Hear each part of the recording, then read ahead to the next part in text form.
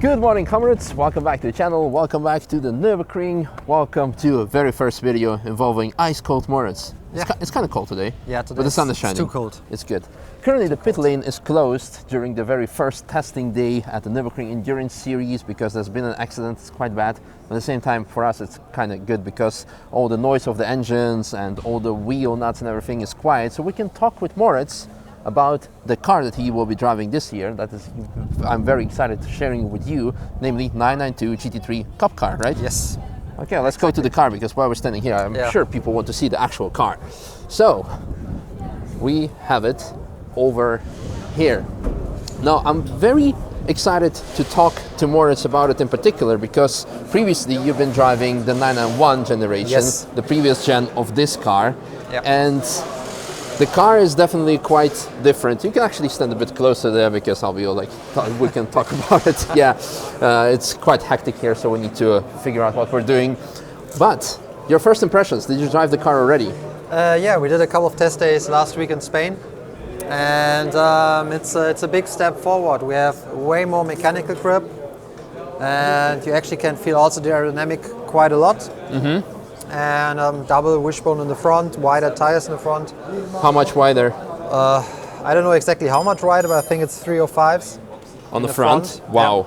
And the previous gen had how big? 270-ish, I think. Yeah, that's quite a lot. And of course, the unique selling point of the 992 gen car, the GT3, whether a race car or the street car, is the double wishbone suspension on the front, which, like Moritz said, offers tremendous amount of mechanical grip.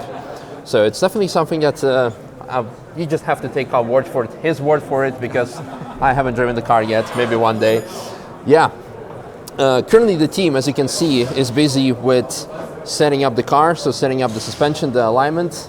Now, another thing that you mentioned, of course, is the big aerodynamic, the massive swan neck wing. Yes. That we see here.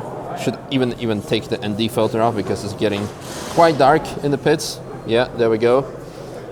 So can you notice it actually like on track? Yes, like for massively. example, so before you could notice obviously the rear wing on the old Cup car generation. But can you give an example of like speeds that you're doing, maybe like Schwedenkreuz or maybe like? Sorry? Can you give an example of speeds that you're doing like Schwedenkreuz? With the old car, where Schwedenkreuz low minimum speed was 235-ish. Yeah. And here we go over 240. Wow. Minimum speed. And obviously the rear wing helps massively. But we also have a better front end, also aerodynamically. We have the flaps in the front, the flicks, Nice. And it's quite crucial to get the right aero balance with the Cup cars. Okay. Because you don't have a massive splitter like the GT3 car. Okay. So you have to make sure you cannot run too much wing, because then the front end doesn't come down on Flansgarten 2, for example, before Stefan Belloff was the front, would just stay in the air more or less. So this are some topics we're working on right now. And What about the engine? Is this any different? More horsepower. Okay. So this one has 510, I believe, right? Yes.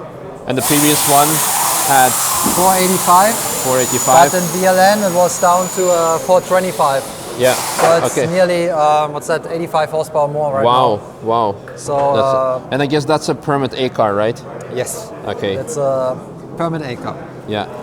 And what also makes it different from the regular Cup Porsche cars is, I think, well, I'm not sure about the Cup cars, because first of all, this is not just like it's a special car made for the Nürburgring Endurance Series, right? I think. It's so the base is the normal Cup car. You run a Carrera Cup and Super Cup, but we run different springs. We have a little bit different aerodynamic in the front. Yeah. And some series like Carrera Cup in the United States, they have a class with traction control and ABS as well. That was my next point. Yeah. And here on the Nordschleife, all the cars have it. In the normal Carrera Cup, they don't. Okay. Cool. And this is So like you said, the car doesn't have any traction control and no ABS. So I guess it's tricky. Normally they don't, but for the Nordschleife we have. Really? Yes. We have traction control and ABS. Okay. Which is adjustable. So we have two wheels on the steering wheel where we can adjust ABS and traction control. Okay.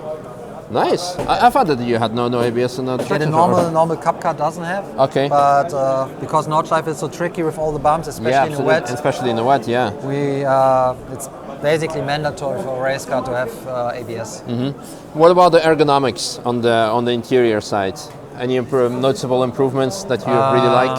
Yeah, we have a different steering wheel. I'm not sure if I can open the door right now. Yeah, no, right now it's going to be a bit tricky, but we can insert some shot here. Exactly. Very ergonomic style steering wheel. Yeah. And a very big display where we can see everything. And once you sit in this car, you automatically feel at home. The seat position is, you just feel comfortable straight away. Nice. Yep. That's good. That's good. So you'll be driving the full season with this car, or? No, actually just until the 24. Okay. And then I have some clashes with my other racing programs, namely GT Open and the GT3 car and the AMG. Okay. And yeah, I'm going to do some other NLS races, but I cannot tell what and how.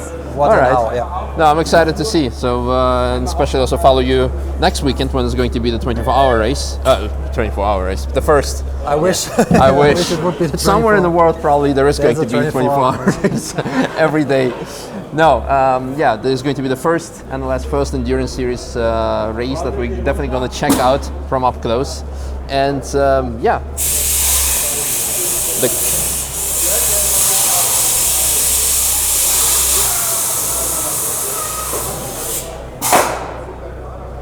the car is ready to be set down, I guess.